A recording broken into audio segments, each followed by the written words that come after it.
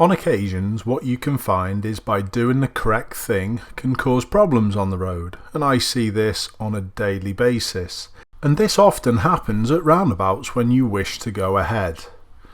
When you go ahead, you should be generally keeping to the left-hand side, and it's this positioning which can often make people from the left think that you are going left.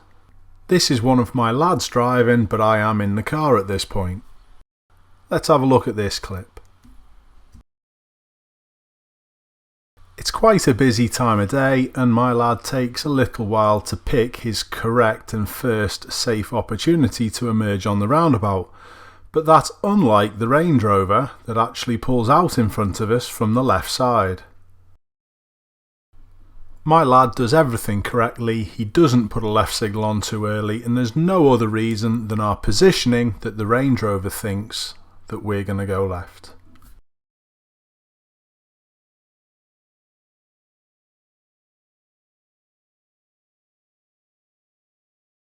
I find when I'm teaching, pupils often do this because they always look at where the car coming round is pointing, not where it could go. Don't make this mistake yourself. If people aren't signalling, they still could come round in front of you.